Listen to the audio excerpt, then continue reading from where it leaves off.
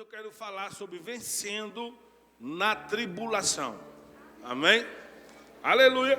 Jesus disse, no mundo tereis tribulações ou aflições, não é? Só que esse texto, isolado, alguns ministros tiram do contexto. Qual o contexto? O contexto é que Jesus se apresenta como uma alternativa para vivermos no mundo e vencermos a tribulação e não nos acomodarmos a elas. Jesus disse, eu estou avisando isso para que vocês tenham paz em mim. Amém? Neste mundo vocês vão ter tribulação, mas eu venci. E vocês vão vencer também. Esse é o versículo completo. A gente tem que olhar todo o contexto. Essa palavra para mundo ali significa sistema do mundo. Qual é o sistema do mundo? Que o crente pode ter tribulação? Inveja, mágoa, aflição. É ser aflito, pressionado como uma azeitona numa prensa, que sai o azeite, o óleo. Então, nesse sistema de incredulidade, de medo e de ansiedade, você vai ter aflição. Vocês estão comigo? Aí eu começo a abrir o seu horizonte para apresentar Jesus como uma alternativa de paz neste mundo, de vencer essas tribulações, mas também a você entender o que é batalha espiritual. Batalha espiritual nada mais é, nada mais, menos é e mais é do que você, o diabo querer tirar você daquilo que Deus tem para a sua vida. Ele quer roubar a sua alegria, roubar a sua paz, ele quer pressionar você para que você ande com medo, ande com ansiedade, ande com tristeza. E se você for por esse caminho, você vai ter aflição. Mas tenha bom ânimo. Ele se apresenta hoje como uma alternativa para a paz. Ele disse, em mim tereis paz. Então essa palavra para mundo não está relacionada a apenas um local, mas a um sistema de crenças, de valores éticos, morais. Amém? Glória a Deus. Então, hoje eu quero lhe ensinar como vencer as tribulações. Amém? Não necessariamente vou entrar em batalha espiritual, mas vou tocar superficialmente. Então, domingo passado, eu falei sobre o tema está consumado. Ô, glória! Quem estava aqui domingo passado? Então, nós vimos domingo passado que tudo, e eu vou fazer uma revisão, está consumado. Vimos quem somos em Deus, a nossa natureza, a nossa identidade, nossa nova identidade. É muito importante você entender isso, porque o diabo ele quer roubar, nós vimos isso também, ele quer roubar a nossa identidade. Amém? Como ele quer roubar? Fazendo-nos pensar que o que Deus tem para nós vai ser só lá no céu. Quem lembra que eu falei isso? Não é.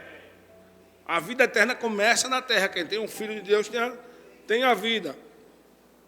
E uma coisa muito interessante dentro desse contexto, do porquê o diabo quer roubar a nossa identidade, não é? A nossa nova realidade, uma vez em Cristo, nova criatura é, as coisas velhas se passaram em tudo, se fez novo. Então, é justamente pelo fato de que fazendo isso, nós seremos impedidos de usufruir dos direitos de quem somos. Você saber a sua natureza em Deus, você saber quem você é, vai abrir um caminho para você usufruir daquilo que você tem em Cristo. Usufruir dos direitos de quem você é. Amém? Então, é muito importante para o diabo enganar você, fazendo você pensar que você é um doente, derrotado, um ansioso e um medroso, e que um dia vai ficar livre disso. Eu quero dizer que você já está livre. E conhecereis a verdade, e a verdade vos libertará. Eu quero lhe dizer que você já é nova criatura em Cristo. Amém? Então, se o diabo conseguir enganar você e roubar a sua identidade, ele vai roubar a sua essência. O direito de usar essa sua nova essência, essa sua nova natureza. Os recursos que estão disponíveis para aqueles que receberam o poder de se tornar filho de Deus. Conforme João 1, acho do 12 ao 14. Amém? Eu citei, por exemplo, eu vou ler novamente, eu citei Efésios 4, 24, que diz: e a vos revestides do novo homem, criado para ser semelhante a Deus em justiça e em santidade, provenientes da verdade. Eu citei também Colossenses 3,10, que diz algo semelhante: e vos revestides do novo homem, que se renova para o pleno conhecimento, segundo a imagem daquele que o criou. Então já está disponível, diga comigo, já está disponível uma nova vida para mim, com novos recursos. Amém? Para todos nós. Então, o que definirá ou determinará o experimentar ou vivenciar essa nova vida é uma só palavra: decisão. Escolha. Eu escolho romper, eu escolho hoje dançar. Eu escolho romper a barreira dos sintomas, dos sentimentos. Eu escolho acreditar no que eu sou, não no que eu sinto ou no que eu vejo. Eu escolho andar por fé. Eu já sou livre, eu já sou abençoado, eu já sou mais que vencedor. Eu já sou justiça de Deus. Amém? Vamos aqui para Colossenses capítulo 1. Estamos fazendo revisão e ministrando já algumas coisas. E é muito importante, receba com mansidão a palavra. Não seja aquele tipo de aluno que diz: isso eu já ouvi. Ouvir as mesmas coisas traz fixação, traz ousadia, traz força, convicção. Essa convicção vai manifestar segurança para você viver a vida cristã. Então sempre agradeça por estar ouvindo aquela mesma coisa. Por isso que a Bíblia diz para você manter firme a confissão da mesma coisa que você fala. Quanto mais você ouve, mais real será para você. Vencendo na tribulação. Amém? Muito importante entender isso. Porque você não só vence a tribulação, você vence dentro dela. Que ela vai vir para você. Amém? Dentro desse prisma, desse contexto, existem muitas coisas que eu poderia ensinar.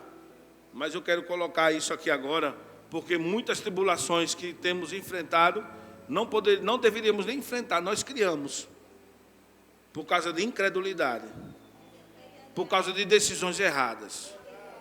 Vocês estão comigo? E culpamos o diabo, culpamos a Deus, culpamos a igreja, culpamos as pessoas. Obrigado pelos amém. Glória a Deus. Colossenses 1, 12 ao 14. Deixa eu beber um pouco de água.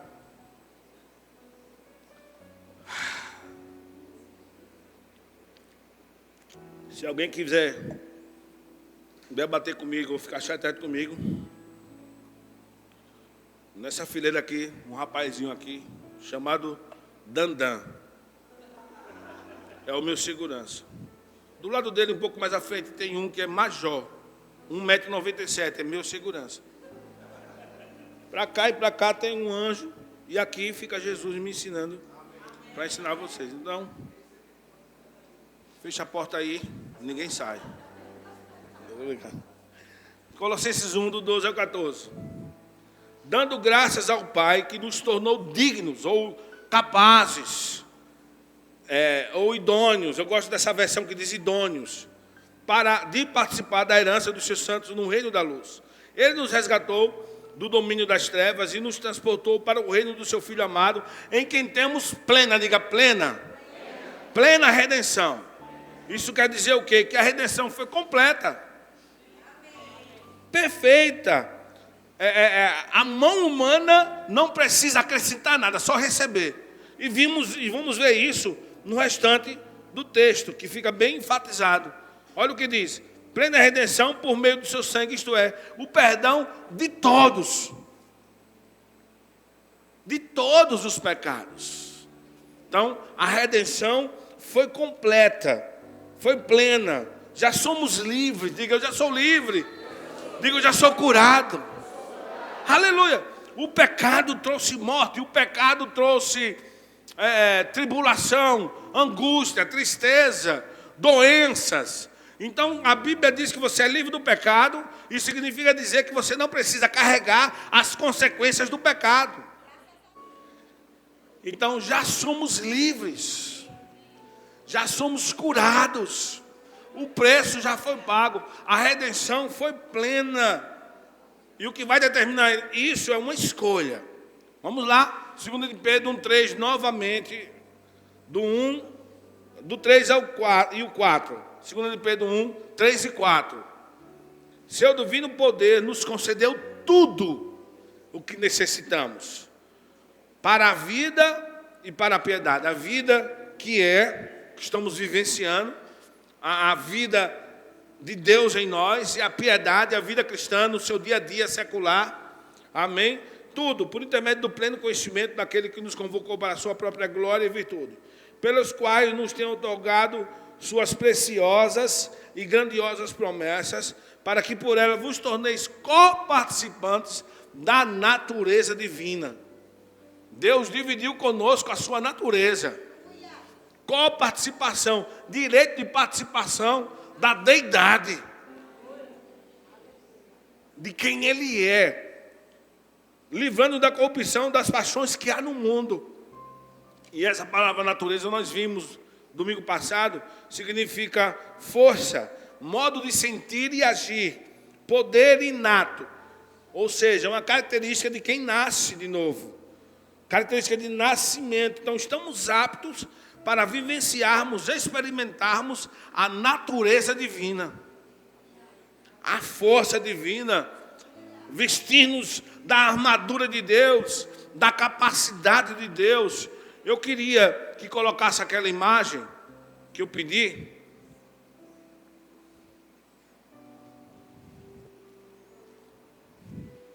Cadê aquela imagem? Olha aí. Eu estava orando em línguas. E orando em línguas no sofá, lá em casa, viu essa imagem, Dani. Deus me lembrou dessa imagem. E o Senhor falou comigo. Quando sabemos qual é a nossa essência, a nossa identidade, nossa nova identidade, a nossa natureza, por mais que tenhamos problemas, obstáculos e passemos por tribulações no processo, a nossa natureza sempre vencerá.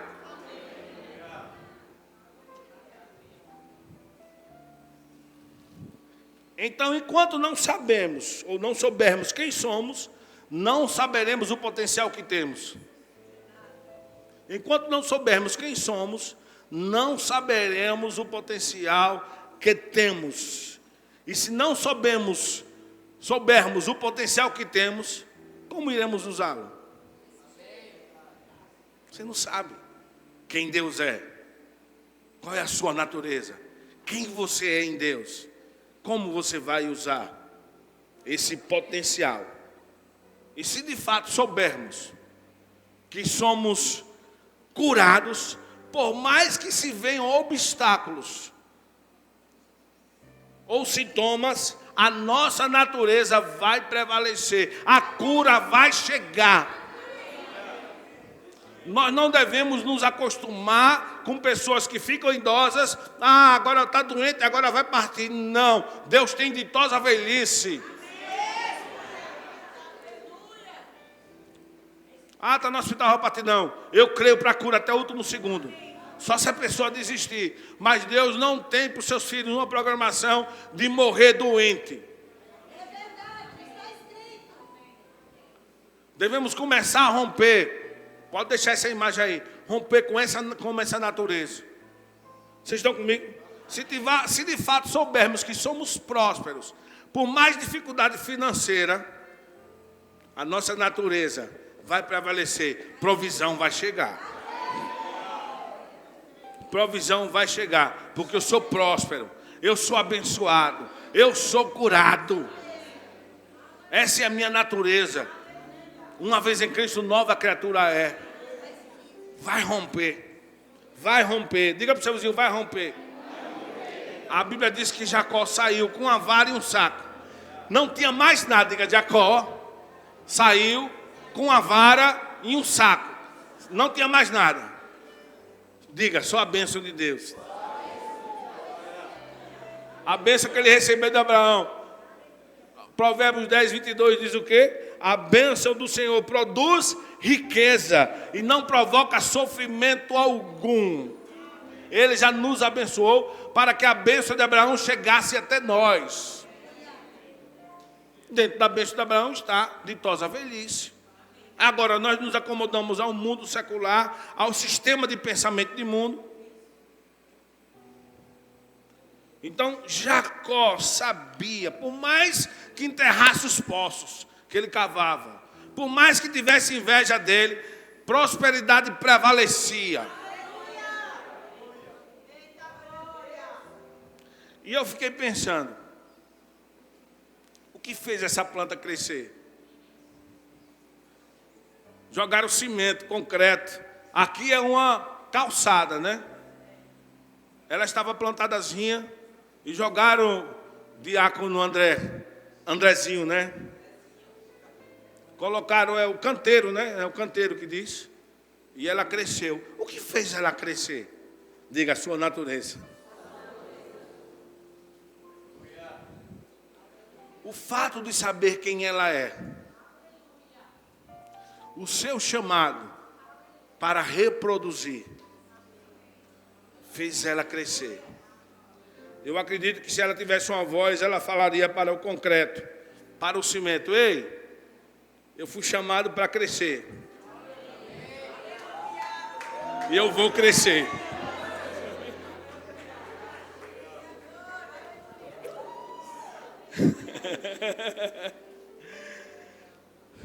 O coco foi chamado para reproduzir. Coco, diga segundo a sua espécie.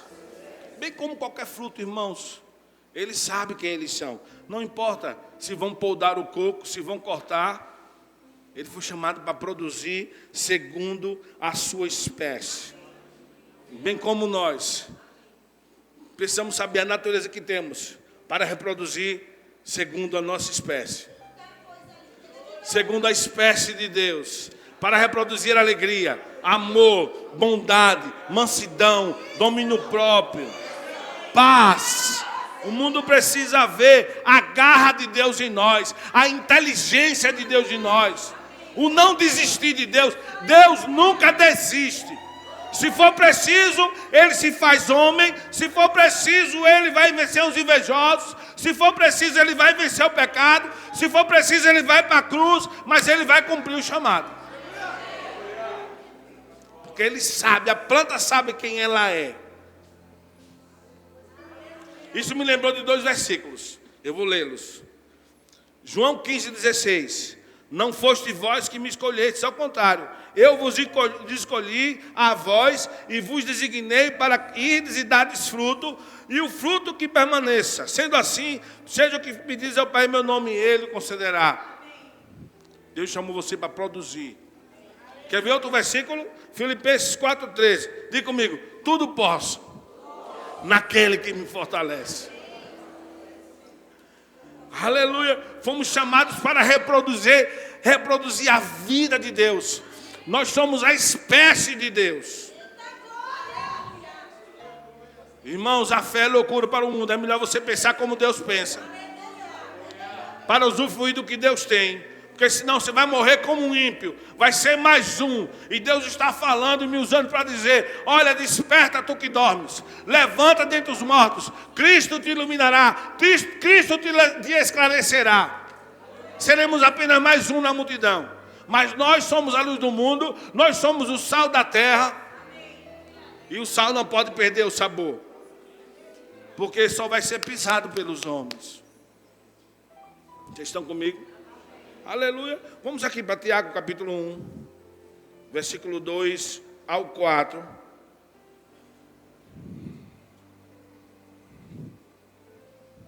Olha o que diz aqui. Meus amados irmãos, considerai motivo de júbilo o passardes por diversas provações, porquanto sabeis que a prova da vossa fé produz ainda mais perseverança. E a perseverança deve ter plena ação, a fim de que sejais aperfeiçoados e completos, sem que vos falte virtude alguma. Então não é a luta que nos faz crescer. As pessoas se enganam. Não é a prova que faz você crescer, é o estudar na prova. O que faz você crescer é perseverar, é entender quem você é, a sua natureza, o potencial que você tem, a sua escolha de dizer não, está escrito. Eu não aceito isso na minha vida mais. Eu não aceito viver com medo mais. Eu não aceito diabetes mais. Eu sou sarado, eu sou abençoado, eu sou curado, eu sou mais que vencedor. Então não é a luta que nos faz crescer, mas é na tribulação usar os recursos que nós já temos. Fazer exalar o bom perfume de Cristo, a fragrância do seu conhecimento.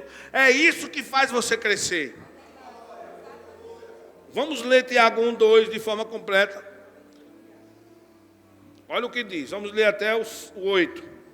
Meus amados, considerai motivo de júbilo passado por diversas provações, porquanto sabeis que a prova da vossa fé produz ainda mais perseverança, e a perseverança deve ter plena ação, a fim de que sejais aperfeiçoados e completos, sem que vos falte virtude alguma. Então, Tiago, do 4 ao 5, começa agora, como se ele dissesse, agora eu vou dar um exemplo, ao 5. Se algum de vós tem falta de sabedoria, peça. Roga a Deus e a todos concede liberalmente, com grande alegria. Todavia, peça com fé, sem qualquer sombra de dúvida. Tribulação não é momento de dúvida, é momento de crença. Pois quem crê com reservas, quem crê com reservas é semelhante à onda do mar, agitada e levada pelos ventos. Imagine tal pessoa que assim receberá alguma coisa do Senhor, pois é vacilante e constante em todos os seus caminhos. Então não é a tribulação que faz você crescer, é você usar da fé. A fé que não depende do relatório diagnóstico, a fé que não depende dos sintomas. Essa fé que estamos pregando não depende de você estar com dinheiro no bolso. Você crê, você recebe. E tem um pastor que eu admiro muito, desde novo convertido. Deus já usou muito ele para me abençoar de outro ministério. Ele falou uma asneira, uma aberração teológica. Quando ele disse, e eu sei separar o que a pessoa fala de correto e errado, ele disse que Deus nos coloca na tribulação para que Ele seja glorificado, para que a gente cresça e para que saibamos o poder da oração. Oh, meu Deus, Deus não precisa demonstrar que Ele é Deus, colocando tribulação para você. Isso é um erro teológico.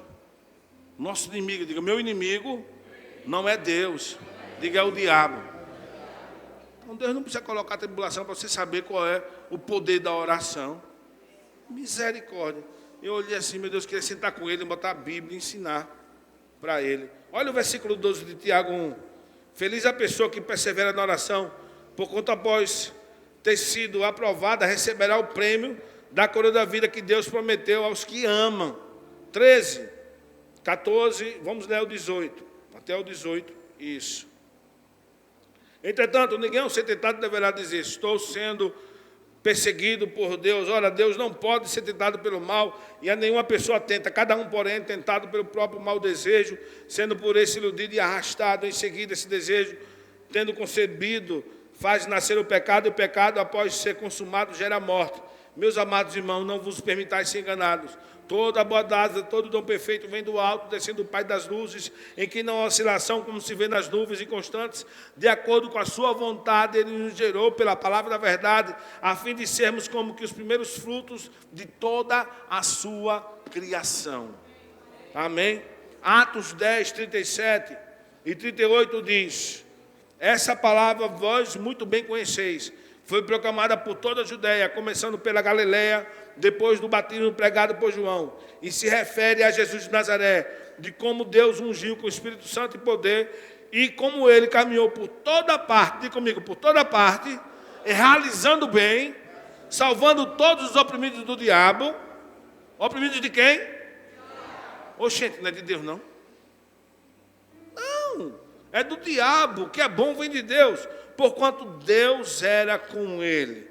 Então Deus é bom em todo o tempo. Eu estava vendo um filme Pregador e assim, né? Ele vê filme em qualquer frase, ele ó. Aí eu estava vendo um filme de Doutor Estranho, já assistia. Mas essa terceira vez eu acho que eu assisti, a mestre lá, carequinha, jogou uma frase, rapaz, é verdade. Ela disse: não se derrota demônios com poder. Tem que estar acima deles. Não se derrota demônios com poder. Tem que estar acima deles. E o que me fez gostar dessa frase foi entender Efésios 1. Efésios 1, versículo 20 diz que houve um poder que ressuscitou Jesus. Eu vou ler para você. 1, do 20 ao 23. Efésios 1, 20 ao 23. Esse mesmo poder que agiu em Cristo, ressuscitando dos mortos e entronizando à sua direita nas regiões celestiais, muito acima, diga comigo, muito acima de toda a potestade, autoridade, poder e domínio de todo nome que possa ser pronunciado, não somente nesta era, mas da forma na que há de vir.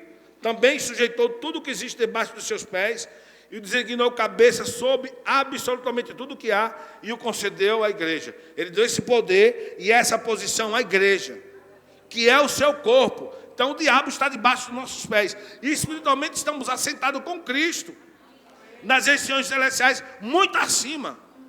Tem crente que tem medo de expulsar demônio. Manda e cai fora, legião que for. Você tem autoridade. Ele lhe deu autoridade para pisar serpentes, escorpiões e todo o poder do inimigo. E nada, absolutamente nada nos causará dano algum. E o capítulo 2, diz aqui no versículo 6 de capítulo 2, Deus nos ressuscitou com Cristo e com Ele nos entronizou nos lugares celestiais em Cristo. Então, o que o diabo quer? Eu vou repetir a frase da profeta do filme.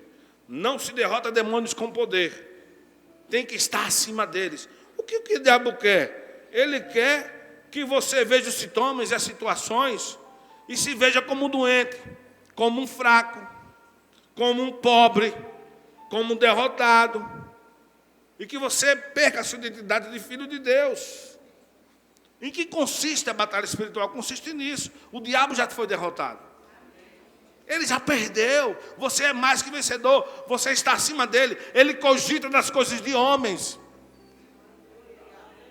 Ele quer reduzir o seu pensamento a pensamentos limitados de homens carnais, medrosos, ansiosos, fracos, derrotados.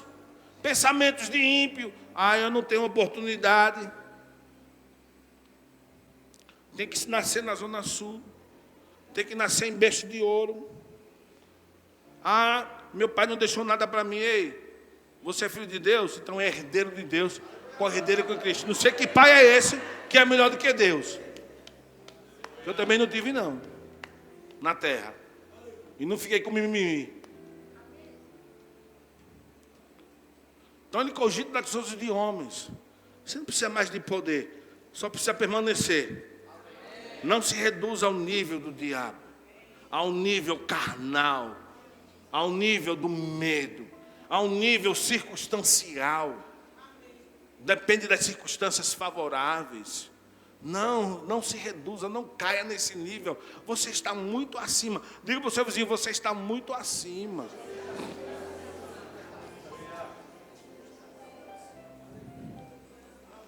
Na dimensão do nosso Pai. Você não vai usufruir natureza de Deus. Coloca o vídeo, olha, o áudio tá bom, testou, desliga a luz aí.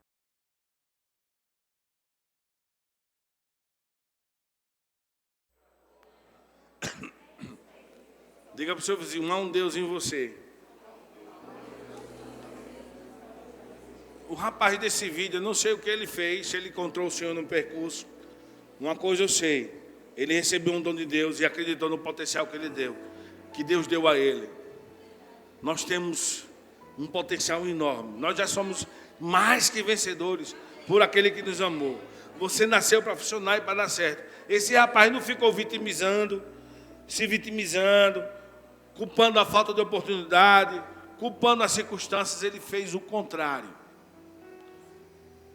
Eu quero dizer para você que Deus não tem pena de você. Deus confia em você. Ele lhe deu a potência chamada Espírito Santo, a própria vida de Deus.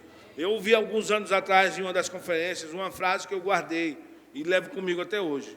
A frase é o seguinte: um pessimista, diante de uma oportunidade, vê um problema. Uma pessoa otimista, diante de um problema, vê uma oportunidade.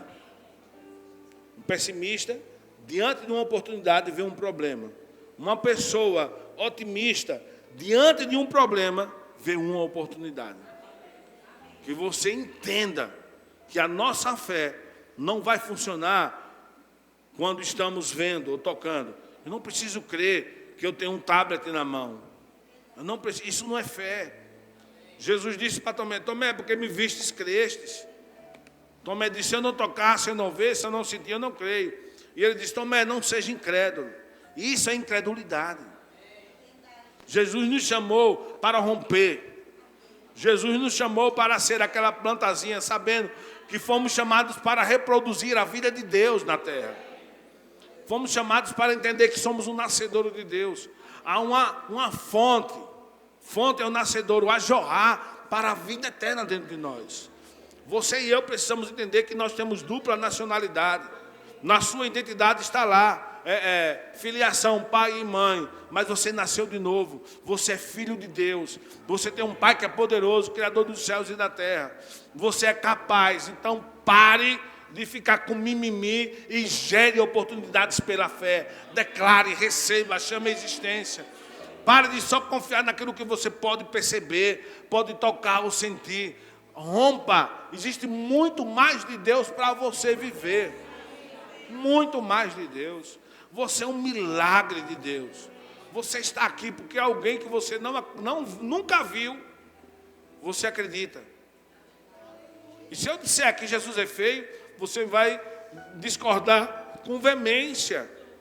Mas você crê que ele é bonito, sem ter visto. Isso é fé. Ninguém aqui nunca viu Jesus, mas ele é extraordinário. A pessoa mais linda que eu já vi, pela fé. É essa mesma fé que faz você crer que você tem a bênção de Deus, que você é capaz. Eu quero dizer para você, sabe o que você precisa? Voltar a estudar. Não pare de estudar, faça pós. Graduação, pós-graduação, continue, avance. Pare de mimimi. Pare de medir circunstâncias. Declare, receba pela fé, chame a existência, fala a sua montanha. Foi assim que eu cheguei até aqui. Eu não fiquei chorando porque eu não tive pai, que ele me rejeitou quando eu tinha 4 anos, que minha mãe morreu quando eu tinha 48. Era a minha mãe que me dava de comer e tudo, de repente a nossa vida desmoronou. Eu não fiquei chorando. Eu fui para a igreja, orei, comecei a declarar que eu tenho uma bênção de Abraão. Fui chamado de doido porque eu escrevi com um cavão da parede, Gálatas 3, 13 e 14, que sou abençoado, que sou curado, sou cheio de vida. Ia do Orlando Dantas até o Rema, em 96. Pela fé, fazer o Rema, sem passagem de ônibus, andando do Orlando Dantas até o Rema, declarando que era próspero, cantando, todo aquele canal lá cantando. Eu não ficava dizendo, estou sem passagem, não vou não. Eu ia fazer o Rema de em pé, que não tinha vale transporte. E sabe o que eu dizia? Eu sou próximo, obrigado, Pai, que eu tenho a bênção de Abraão. Eu sou abençoado. E ainda dizia, Pai, eu lhe conheço. Eu não quero que o Senhor me dê transporte nem vale. Eu faço é para o Senhor. Eu faço é para o Senhor. E saía. Quando chegava lá, olha, Deus mandou, estava esperando chegar, Deus mandou lhe dar o vale. Eu, meu Deus, tão bom eu ir andando, é para o Senhor que eu faço. E as coisas começaram a chegar. Comecei a crer, a declarar coisas chegando. Eu tinha uma vida muito boa, minha mãe tinha dinheiro para comprar na época, Opala 0 quilômetro. Tinha uma vida boa, mas quando ela morreu, perdemos tudo. Mas foi o momento que Deus entrou. Amém. E em 96 eu descobri uma coisa. Na aula de Zuleika, Realidade Nova Criação. Você é herdeiro de Deus, filho de Deus. Eu olhei para cá, nós não fazíamos o rema sem ter mantenedor e sem ter dinheiro para pagar. Todo mês atrasava. Aí eu olhei para ela e eu disse, nunca mais eu serei o mesmo. Zuleika só disse uma palavra. Nós somos filhos de Deus, prósperos, temos a bênção de Abraão. Naquele dia eu chorei, saí correndo. Eu sou rico, eu sou abençoado. Agora pergunto se eu tinha alguma coisa, se eu via alguma coisa. Nada. Crendo para Vale Transporte, crendo para alimentação, crendo para tudo. Eu dizia, eu tenho uma bênção de Abraão. Eu sou abençoado, eu sou mais que vencedor. Eu acordava e olhava lá no carvão da parede e escrevia. Tá doido, fizeram a lavagem cerebral. E as coisas foram chegando. As coisas foram chegando. Portas foram se abrindo. Chegou um emprego. Meu primeiro emprego. E eu declarando a mesma coisa. Trabalhei, meu primeiro emprego, carteira assinada. Dezembro de 96. Embalador 2. No Bom Preço do Shopping Rio Mar. Cheguei lá, um ano de embalador. Está quantos anos aqui? 1 ano e 8 meses. 2 anos e 4 meses. Aqui ninguém é promovido, não. Tem que ter peixe. Não sei o quê. Aqui com 3 meses eu já fui. Na experiência, ia fazer 3 meses. Um dia para 3 meses, já fui promovido. E ele lá. E eu declarando. Tudo tem uma trajetória. Com pouco tempo eu já estava sendo o líder do atendimento, chefe de atendimento, de toda a frente de loja, liderando os caixas, liderando tudo. Para ser chefe de atendimento tinha que ter nível superior. O male tinha terminado o 2º grau. Mas gostaram de mim, não sei o que fizeram. Olha, um dia você vai estudar, um dia eu vou fazer a universidade. Vamos promover você porque você é diferente. Todos os testes. Uma vez Marisete lá, dizendo, olhou para mim, orando pela oferta, eu era líder dos diáconos, e disse, olha, Deus, como você estava orando, disse que ia fazer você como fez com José. Só que eu olhei só a parte boa, né? Mas eu não lembrava da trajetória de José, quanto ele foi humilhado. Amém? Mas para a glória de Deus, as coisas foram chegando. Eu nunca dependi do meu salário. Logo, 1 ano e pouco, já era o chefe de atendimento de toda a loja. Os gerentes brigando quando inaugurou o Bom Preço do saneamento, brigando para me levar, que só ia os melhores funcionários. Isso é honra, irmãos. Palavra, bênção de Deus. Onde chegar é promovido, onde chegar as pessoas gostam de você. Tudo que você coloca a mão vai ter que dar certo, porque você tem a bênção de Deus. Amém? Você precisa saber quem você é. Então, nunca usei de desculpas. Logicamente, você tem que ter sabedoria, porque às vezes fica mais difícil, mas o milagre é maior. Porque onde mudou o pecado, superabunda a graça. Então, às vezes, você vem com um berço, uma família organizada, você precisa crer para mais. Eu não fico tão entusiasmado. Eu digo para Cássio, fulano pregou bem, foi bom demais. Eu falei, tem que pregar bem mesmo, que tem um pastor ungido, que passou por um grande processo, que sabe o que é fé, e tem que pregar bem mesmo. Porque com o nível de palavra desse, se você subir aqui e pregar nada com nada. É, meu amado. E eu não tenho pena de ninguém aqui, e Deus não tem pena de você, porque Deus confia em você. Você é um milagre de Deus. Já recebeu de Deus? Aleluia. Eu tenho sempre a impressão que você pode fazer melhor.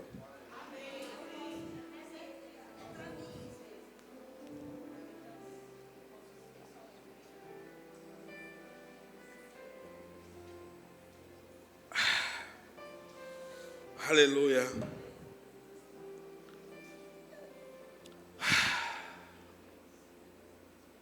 Sempre eu tenho essa impressão que eu posso fazer melhor. Mas eu estou pregando para você agora, não é para mim não. Eu tenho a impressão de que você pode fazer melhor.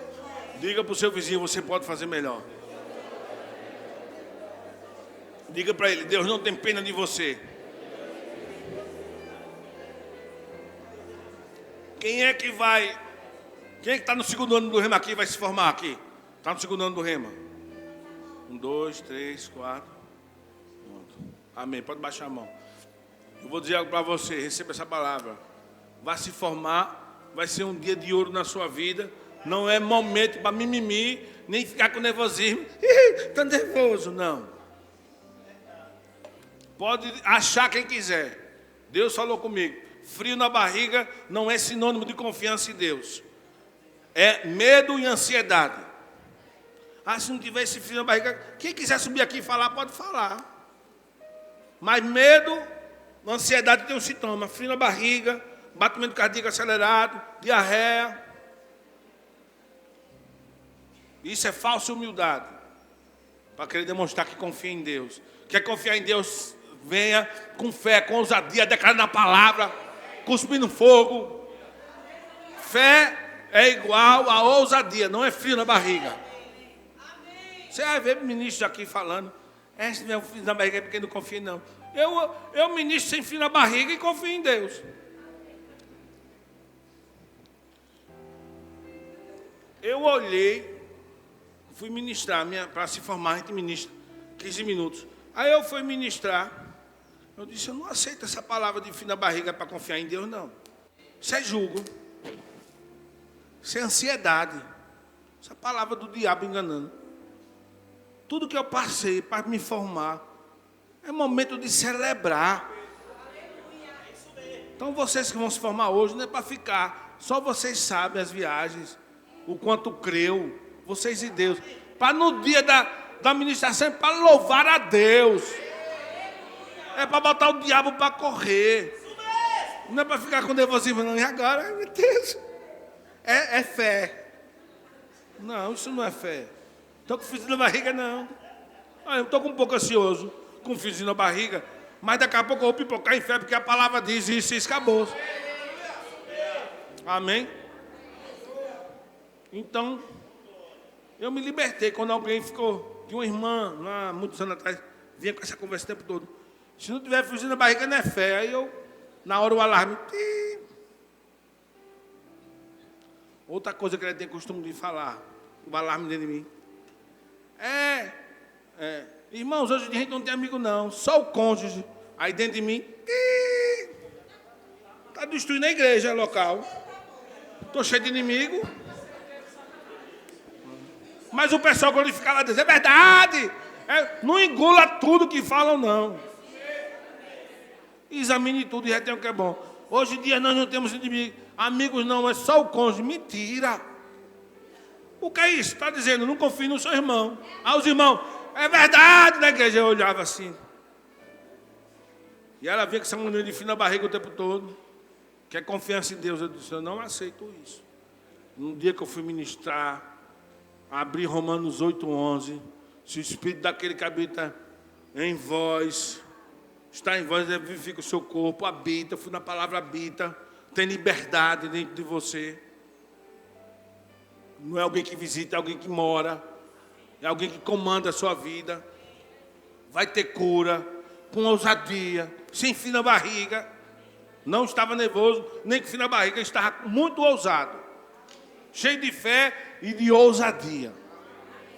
Então quem vai ministrar no Rema hoje, que vai ministrar, vai se formar esse ano, é tempo de regozijo, não é tempo de julgo, nervosismo, frio na barriga, não é.